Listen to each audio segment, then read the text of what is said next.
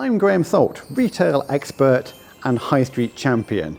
And you may have seen me on Netflix. I've been in a few retail shows, but today I've swapped the TV for the Tees Valley as I explore how small businesses can boost their festive footfall.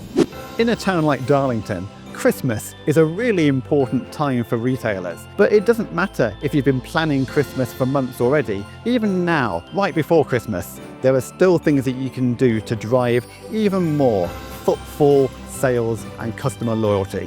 I've worked with retailers in towns all over the country, and my mantra is it's the brilliant independent retailers like those here in the Tees Valley that are driving the reinvention of the high street. Let's go and meet some of them. If, like me, you're a fan of cheese and wine, this shop, the Cheese and Wine Shop, is a good place to come. Let's go inside and meet Caroline, the owner.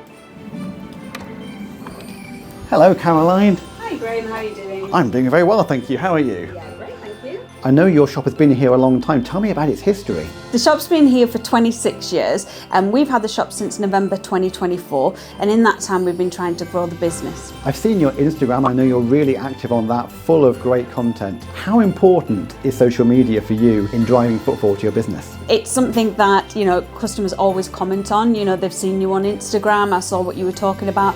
Having a right mix of product and also personal and kind of what's going on in the shop seems to work really well. And unfortunately, my face on a video as well seemed to get lots of likes as well, which is funny, but yeah, good. Well, it's a really important tip is people who are supporting independence are buying from the people, aren't they? And so it can be really powerful if you appear on screen yourself. Definitely. And one of the things that I want to do by doing those videos is to make people know that we're not a big scary cheese shop. If you don't know about cheese, come in, you can talk to us, we can educate you, you can try stuff. That's absolutely fine. And we're humans and we're selling to humans and we want to come and have a chat to you.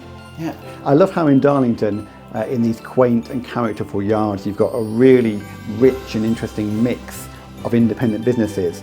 How important is collaboration between those businesses?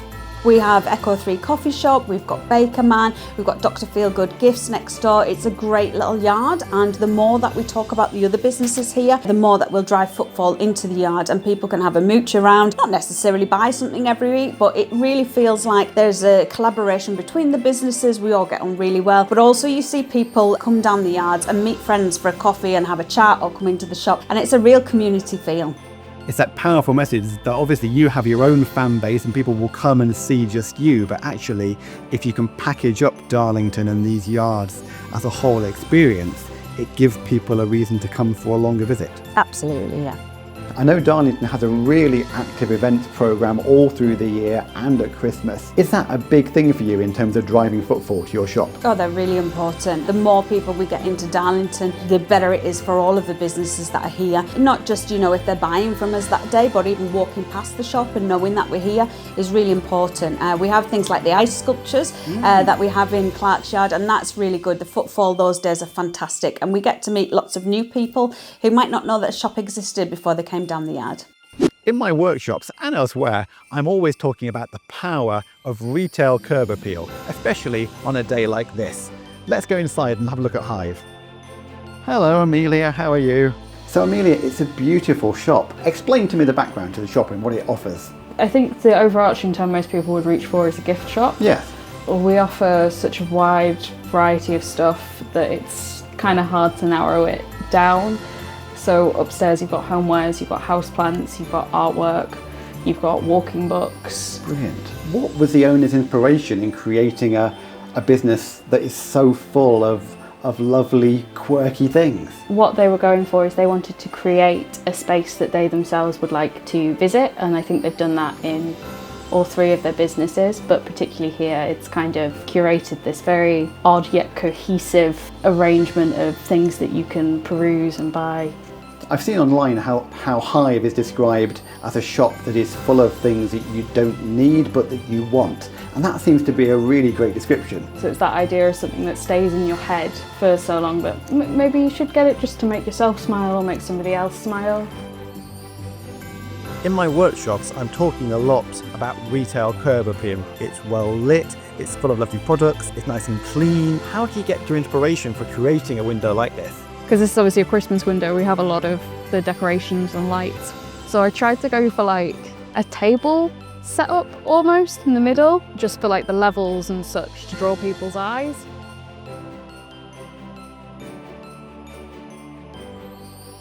And these walking books people are obsessed with. I have so many people come in and ask me, where are the walking books? And the answer's always upstairs because they walk around the shop for a couple of...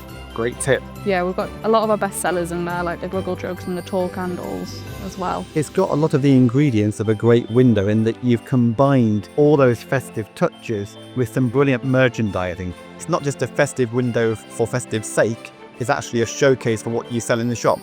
Darlington is awash with Christmas windows this year, and the one behind me for Origins is another one that gives you all the right festive feels. Let's go and have a look. Hello, Darren. It's nice and warm in here. Darren, this is a beautiful shop. If I wasn't already feeling festive, I certainly would be after walking through the door. Darren, tell me about the story of Origins. How long has it been going? Origins has been trading now at this location for 25 years, and we tend to sort of source unusual products. It's beautifully merchandised too. I love the way that you created a vibe. You created a vibe here that is almost like someone can try and create in their own home. Exactly, yeah. We like to display products what you can use in your own home, like the dining table, for instance, or candlesticks, runners. Obviously, Black Friday is a big event these days in the pre-Christmas calendar, but it's not really something that a lot of independents embrace because it's more about online retail and big chains. We don't tend to do anything really for Black Friday other than our normal discounts for our loyal customers. We always give a discount for a loyal customer we see regularly. We always do free delivery, we look after our customers. So we don't tend to find that it's worth our while because our margins aren't huge either. But like I say, it's just looking after our customers who are loyal to us. My advice for independents is always to embrace the whole shop local, shop small thing, because for a shop like yours, the whole point is that you're not a big boring chain or a big online retailer, isn't it? Yeah, and we can bring different products in every day. And it's just offering that customer something a little bit different. Being here in Darlington in Grange Road, it feels like there's a really nice and diverse independent community.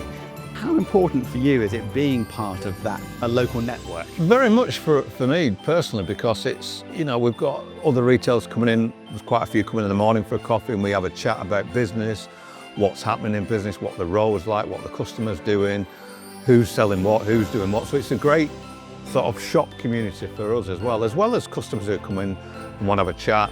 So we just like to look after each other and talk to each other, basically. In my workshops, I've highlighted 4 key tips that businesses can do to improve their festive trade. One is about celebrating what makes them unique, all the qualities that independents like the ones we've seen bring to a town that you just can't get on your smartphone. 2 is about rolling out the red carpet for customers, putting that effort into making your shop really appealing and drawing customers in through the door. 3 is about making sure that you're visible online. And we've heard today how powerful social media can be at raising awareness of what you offer and driving customers through the door.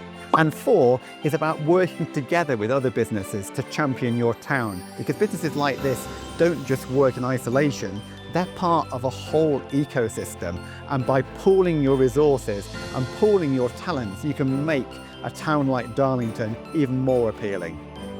Local businesses here in the Tees Valley offer real products and real service from real people in a town that they care deeply about. We can be proud that here in the Tees Valley there are so many fantastic, creative, independent businesses who are working hard to bring something fantastic to their place. And that's why it's so important that we all support them, because when independents thrive, the whole Tees Valley benefits.